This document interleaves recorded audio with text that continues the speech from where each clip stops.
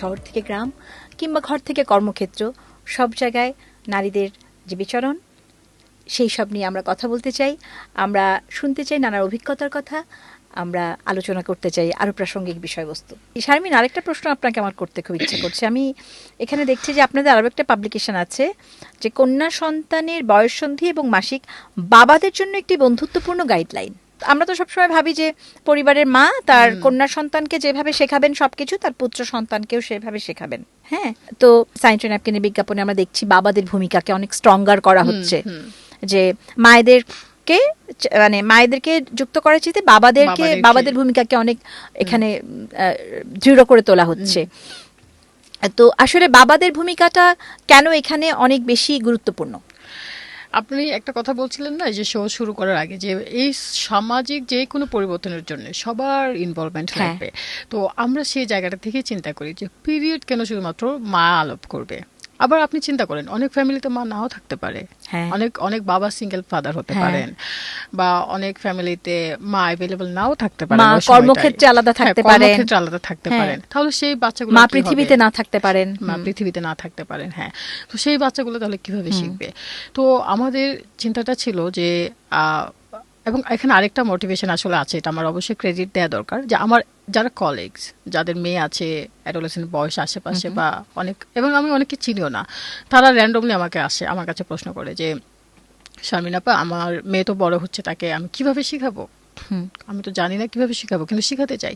এখানে একটা কথা বলি যে একটা রিসার্চে কিন্তু আছে যে যখন কিশোরী মেয়েরা ওই কৈশোরে পা ফেলে, ওই সময় যদি বাবারা ওই সময়টা ডিল করে মেয়েদের সাথে, মেয়েরা অনেক বেশি এম্পাওয়ার্ড হয় দেন মায়েরা যদি ডিল করে। এটা কিন্তু একটা রিসার্চ, একটা বাইরের একটা রিসার্চ। তখন ওর কাছে আসলে মানে ওই ভীতিটা চলে যায়, আমার মনে হয় তখন সাহসটা মনে বেশি পায়। আমি জানি, আমার এখন 2 মেয়ে, ওরা দেখলাম যে বাবাদের সাথে বেশি অ্যাটাচড। এটা খুব গুরুত্বপূর্ণ যে বাবার সাথে তার যে বন্ধুত্ব, যদি সে সবকিছু আসলে শেয়ার করতে পারে। হ্যাঁ, এবং এই রিসার্চিং তো দেখা যায় একটা মেয়ে যখন বাবার ওই সময়টা বাবা যদি ডিল করে, তাহলে সে একাডেমিক্যালি ভালো করে, সে এম্পাওয়ার্ড হয়, এবং লেটার মানে পরবর্তী লাইফে সে অনেক বেশি কনফিডেন্ট থাকে।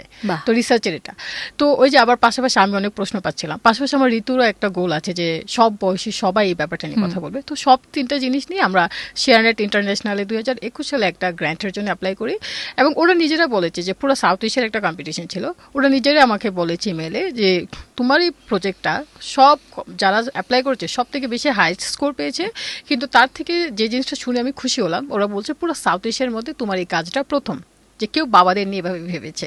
সো এটা আমার জন্য খুবই একটা প্রাউড ফিল করার জায়গা আর কি, যে কিভাবে বাংলাদেশের কাজও যে সারা গ্লোবালে যেতে পারে সেই প্রমাণটা আর কি। তো যাই হোক, এই বইটা তৈরি করার পেছনে এখন এই বই তো অনেকগুলো বাবা এবং মেয়ের সরাসরি মানে আমরা ছবি ব্যবহার করেছি, এবং তারা রিয়েল বাবা মেয়ে, এবং এখানে তাদের অনেকগুলো কোডগুলো আসছে, এবং বাবারা মেয়েদেরকে নিয়ে কিভাবে ভাবছে এই রিয়েল কোডগুলা। সো এই জার্নিটা আসলে অনেক সুন্দর ছিল আমার জন্য, বিশেষ করে কারণ যখন একজন বাবা এসে বলছে যে হ্যাঁ আমি আমার মেয়েকে এভাবে তৈরি করতে চাই, কথা বলতে চাই, তাহলে এটা কিন্তু অনেক বেশি ইন্সপায়ারিং। এবং আমি যেটা বলছিলাম যে আমাদের সমাজে একটা ছেলে আসলে কোত্থেকে শিখবে বেশি, সে যদি দেখে ঘরের মধ্যে তার বাবা তার বোনকে পিরিয়ড নিয়ে কথা বলছে, সে কিন্তু কখনোই তার ক্লাসমেটের ব্লাড স্টেইন দেখে আর টিজ করবে না, সে কিন্তু অনেক এমপ্যাথি হবে। সো ওই এমপ্যাথিটা কোত্থেকে তৈরি হয়? এমপ্যাথিটা তৈরি হয় আমার বাবা মা, আমার ক্লোজ মানুষজনকে দেখে। হ্যাঁ, এখানে আমি একজন বাবার ছবি দেখছি, মুনিবা এবং মুনিজার বাবা। খুব সুন্দর ছবিটা, বাবা 2 মেয়েকে কোলে নিয়ে। এখানে একটা কোট আছে যে আমি এমন একটা পৃথিবীর স্বপ্ন দেখি যেখানে ঋতুস্রাব বা মাসিক আমার মেয়েদের অর্জনের পথে বাধা হয়ে দাঁড়াবে না। এবং এইটার সাথে আরও কিছু আলোচনা আপনাদের সাথে খুবই করা গুরুত্বপূর্ণ, যে এটার সাথে তো মেয়েদের প্রজনন স্বাস্থ্যটা খুব বেশি গুরুত্বপূর্ণ।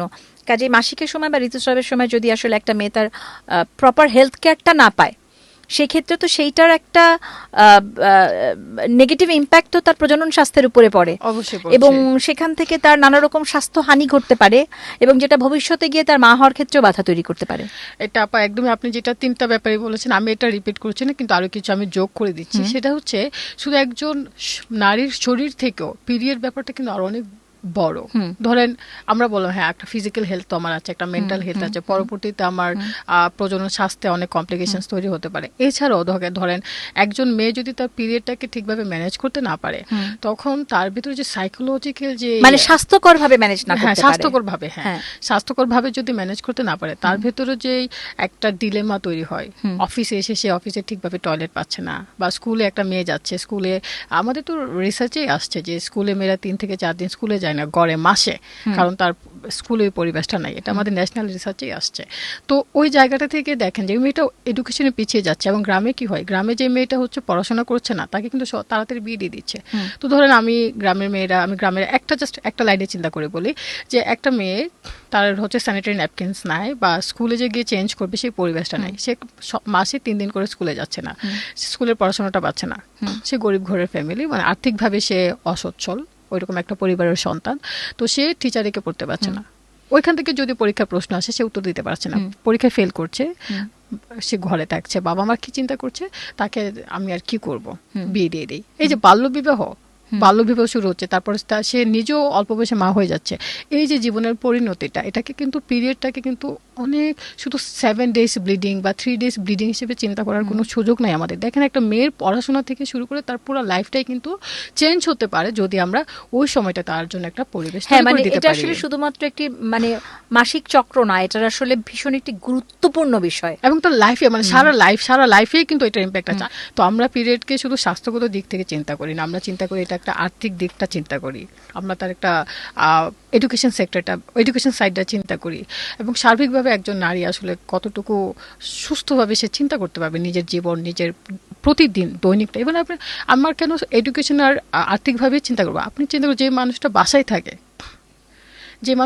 থাকে সে হাউস হোল্ড অনেক কাজ করে, এই যে সে হাউস হোল্ড কাজ করার সময় তার পিরিয়ড ক্র্যাম্প নিয়ে তাকে সে সকালবেলা উঠতে হয়, এত বড় বড় হাঁড়ি পাতিল ধুইতে হয়, রান্না করতে হয়, সবকিছু কাপড় ধুতে হয়, সেই সময়টা আমরা পরিবার কতটুকু তার প্রতি মানে ওই সময় আমাদের আসলে ওই সহানুভূতি বা সংবেদনশীলতাটুকু দরকার, অবশ্যই দরকার। এবং এই কাজটা আমরা এই ওয়ার্কিং সেক্টরটাই আমরা কাজ করি, যে ওয়ার্ক প্লেসের কিভাবে কাজ করা যায়। তো একটা উদাহরণ দিই, 3-4 বছর আগে আমরা একটা এনজিও ইনভাইট করেছিল আমাদেরকে, যে তাদের যে কলিগরা আছেন যারা এই SRHR মেনস্ট্রুয়াল হাইজিন ম্যানেজমেন্ট নিয়ে যারা কাজ করেন, তাদের সাথে একটা ডিসকাশন।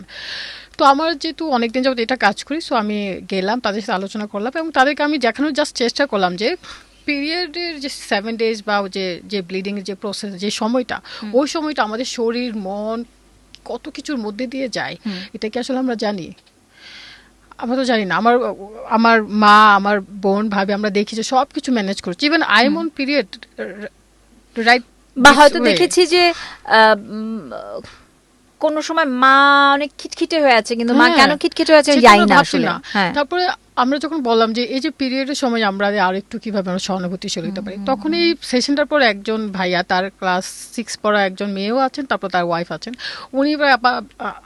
উনি আপনি বিশ্বাস করবেন না, বলতে বলতে একদম চোখ দিয়ে পানি চলে আসে, গলা ধরে আসছে যে শারমিরা, আমি নিজে এটা নিয়ে কাজ করি, কিন্তু কখনো তো আমি ভাবিনি যে এটা একজন নারীর জন্য, বিশেষ করে নিজের বউয়ের ওয়াইফের কথা বলেন যে আমার স্ত্রী আমার জন্য এত কিছু করেন, আমি তো কখনো চিন্তা করি না যে তার কষ্টটা আমি কীভাবে মানে লাঘব করতে পারবো। উল্টো আমি তো দেখি যে 30 দিন সে আমার জন্য সমানভাবে যা যা করে সব কিছু করে, আমি তো কখনোই তাকে বলি না আজকে বসো, আজকে আমি রান্না করি। ওই যে দেখেন যে পরিবর্তনটা কোত্থেকে শুরু হয়, যে এমপ্যাথি হচ্ছে সবকিছু, যে যখন আমি আপনাকে জানবো, আপনি আমাকে জানবেন, তখন কিন্তু এমপ্যাথিটা শুরু হবে। সেজন্যই কিন্তু এই যে পিরিয়ড ডিসকাশন আমরা ছেলেদেরকে এবং বাবাদেরকে একদম শুরু থেকে নিয়ে আসছি, বিশেষ করে অ্যাডোলেসেন্স ছেলেদেরকেও নিয়ে আসছি, যেন সে বুঝতে পারে ও আমার মায়ের কাছে এত বেশি চাওয়া যাবে না, মায়েরও তো বিশ্রাম দরকার, যেন সে তার ক্লাস, বা আমার বোনের প্রতি আমি কিভাবে সংবেদনশীল হব, বা আমার বান্ধবীদের প্রতি কিভাবে সংবেদনশীল হব, এবং ভবিষ্যতে তো সেও বাবা হবে। ইভেন এই ছেলেগুলো তো আবার আপনার যখন ফার্মেসি থেকে ন্যাপকিন কিনবেন, সে রাস্তায় দাঁড়িয়ে টিপ্পনি দিবে, তখন ওই ছেলেটা যদি জানে যে হ্যাঁ এটা তো আসলে দেওয়ার কথা না, বরং আরো এমপ্যাথেটিক, আমার আরো গ্রেটফুল থাকা উচিত তার উপর, যে তার লাইফে এত কিছু হওয়ার পরও আমাকে টেক কেয়ার করছে। কি বলবো, একটা একটা একটা একটা একটা স্বাস্থ্যকর, একটা হেলদি একটা জেনারেশনের কথা ভাবছি, যারা আসলে চিন্তার ক্ষেত্রে নিজেদেরকে সম্পূর্ণ অর্থে সুস্থভাবে চিন্তা করতে পারবে, চিন্তার পুষ্টিটা যোগাতে পারে। চিন্তারও তো আসলে পুষ্টি প্রয়োজন। খুবই সুন্দর একটা শব্দ। হ্যাঁ, তাহলে ঋতু আসলে এই চিন্তার পুষ্টির ক্ষেত্রে আমাদের মেয়েদের দুরন্ত বয়ঃসন্ধি আর আমাদের ছেলেদের দুরন্ত বয়ঃসন্ধিকে আর কি সুন্দরভাবে সামনে এগিয়ে নিয়ে যাক। ঋতুর জন্য শুভকামনা। আমি জানি না আজকে আমাদের যে দর্শক শ্রোতা তাদেরকে আমরা আমাদের আলোচনার মাধ্যমে কিছু পৌঁছে দিতে পারলাম কিনা, কিন্তু আমার নিজের কাছে মনে হলো যে আসলে এই আলোচনাগুলো আমাদের জন্য করা খুব প্রয়োজন। আর সেক্ষেত্রে আপনার ওই যে স্যাম্পল টেস্টের কথাটা আপনি বলেছিলেন যে 1500 ছেলের মধ্যে, সত্যি খুব দারুণ। এরকম নিশ্চয়ই আপনার মেয়েদের সাথে আপনারা করেছেন। তো আশা করি ঋতু খুব ভালোভাবে এই ভূমিকা পালন করবে এবং নিশ্চয়ই আরো অনেক মানুষকেও আপনারা সঙ্গী পাবেন।